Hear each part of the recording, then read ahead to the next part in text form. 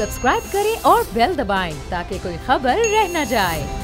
Sir वज़ीर आज़म की अमलदारी होनी चाहिए थी ना हुकूमत में, और वज़ीर आज़म कह रहे हैं कि लॉकडाउन नहीं, तो फिर यहाँ DGISPR ने सुम्मा अल्हम्दुलिल्लाह अल्लाह रब्बुल इज़्ज़त के फजलो करम से इस अवामी मुतालबे पर लब्बैक कहते हुए जो ये लॉकडाउन का आगाज़ किया, जिसका फिर मैंने आपको बताया भी कि पंजाब में भी है और बलूचिस्तान में शुरू हो चुका, और अब आज़ाद कश्मीर भी उसी रविश की जानिब गामज़न है।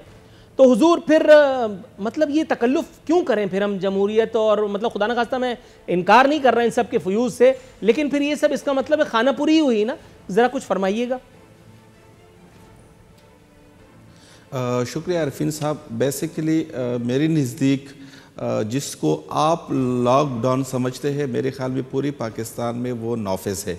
क्योंकि अगर आप जिस तरीके से आप कराची को कह रहे हैं कि सिंध में एक लॉकडाउन हो चुका है, फिर उसकी तलकीद पंजाब गवर्नमेंट ने की है, तो मेरे ख्याल में लॉकडाउन खैबर पख्तूनख्वा में भी है। क्योंकि यहाँ पे स्कूल बंद है, शादी हॉल बंद है, सिनेमा हॉल बंद है, शॉपिंग मॉल बंद है, आपके रोज़गार के जो बड़े बड़े इज्तिमाई होटल्स है वो बंद है, तो इसी को लॉकडाउन ही कहते हैं। हमारे वज़ीर-ए-आज़म साहब को भी ये समझ नहीं आ रही कि सहाफ़ी क्या लॉकडाउन से क्या मतलब लेना चाहते हैं।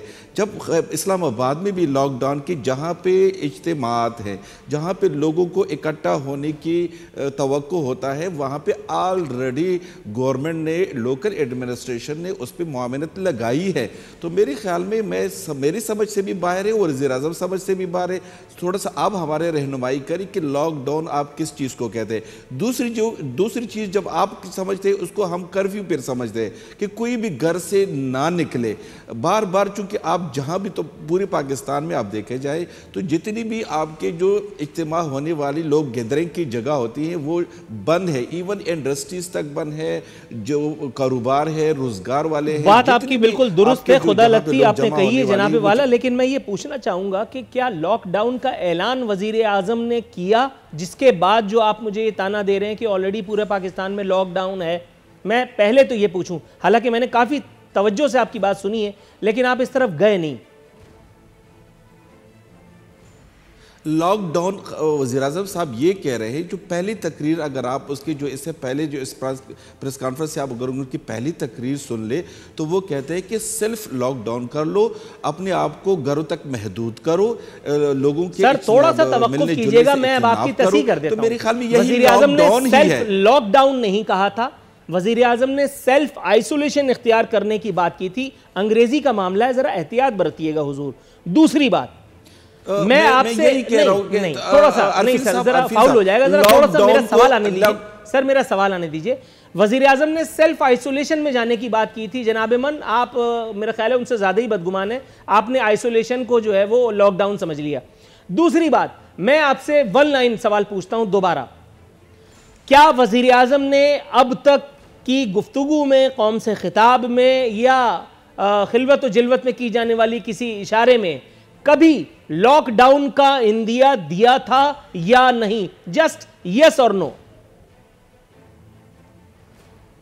बिल्कुल यस। मैं चूंकि वर्ड्स लॉकडाउन जो इंग्लिश का वर्ड्स है कि खुद को एक जगह पे महदूद करना, एक रोक के रखना, इसको उर्दू में मैं कह रहा हूं और लॉकडाउन इंग्लिश में कह रहा हूं। तो मेरे ख्याल में आप लोग क्यों लॉकडाउन के इंग्लिश वर्ड्स के इतने पीछे लगे हुए हैं? हम जितने भी हमारे जो सेलिब्रिटीज़ है, चाहे जो हमारे माशरे की सोसाइटी से जितने भी रखने वाले जो सेलिब्रिटीज़ है, वो खुद लोगों को बार बार आगे बढ़ते हैं हुजूर, मीडिया के थ्रू, इलेक्ट्रॉनिक मीडिया के थ्रू बार बार ये कह रहे हैं कि खुद को घरों तक महदूद करे। महदूद करने का मतलब लॉकडाउन है। महदूद करने का मतलब लॉकडाउन हो गया। सर सफाई के नंबर मिला करके 5 पूरे गिनता हूं। मैं आपकी तरफ आता हूं, मुझे अचानक ख्याल आ गया कि पीपल्स पार्टी मेरे साथ है, वरना मैं यहीं घूमता रहता। आयतुल्लाह दुरानी साहब, सर कैसे हैं आप? खैरियत से, अल्लाह का करम है। सर वज़ीर आज़म की तकरीर में, या वज़ीर आज़म की आज की वो जो गुफ्तगू रही है सहाफ़ियों के साथ, उसमें मुझे कोई काम की बात नज़र नहीं आई, या वाकई कोई काम की बात हुई नहीं, या आप मेरी तरफ कोई नुक्ता दे सकते हैं, कोई मुझे बता सकते हैं? उससे पहले मैं आपसे एक सवाल ज़िमनी पूछता हूँ।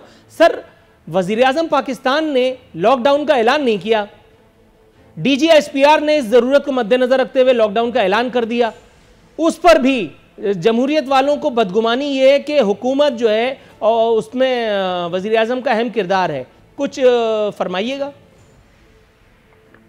شکریہ نور الدین۔ دیکھیں صورتحال یہ اس وقت ایک ایمرجنسی کی صورتحال ہے ملک میں، ہمیں بہت ساری چیزوں کا ایک دوسرے کے ساتھ اجتناب کرنا چاہیے کیونکہ لوگ نفسیاتی دباؤ کا شکار ہو رہے ہیں۔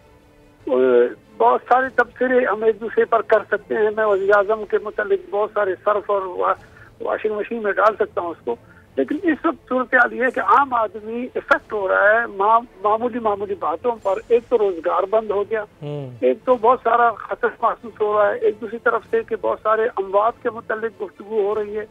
بہت سارے معاملات ایسے ہیں کہ اگر ہم اس کو دیکھیں تو لوگ ٹی وی اور میڈیا کے ذریعے سے وہ سائیکو ہو جائیں گے، اور آئسولیشن میں جا کر کے اگر ایک بند کمرے میں کوئی شخص اکیلا بیٹھا ہو یا اس کی فیملی اکیلی ہو اور اس کا کوئی چیز کی آ جائے تو وہ کورونا کے مختلف قسم کے ٹپس کے متعلق جو گفتگو ہو رہے ہیں بیمار مزید ہو رہے ہیں۔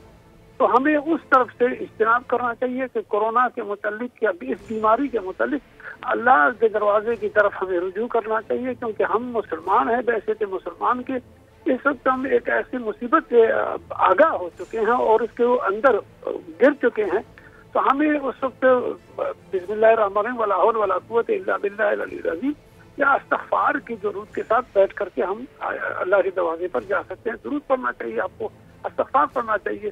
تو باقی رہا سوال کہ عمران خان کے متعلق یا وزیر اعظم کے متعلق یا SPR کے متعلق، کوئی بھی ادارہ ملک کا کوئی بھی شخص جو کہ اس کا حصہ دار ہے وہ اپنی کنٹریبیوشن کو اپنے حد تک اعلان کر سکتا ہے، بول سکتا ہے، ایکشن لے سکتا ہے۔ یہ ہے پاکستان کے آئین اور قانون اور اس کے اداروں کا اختیار۔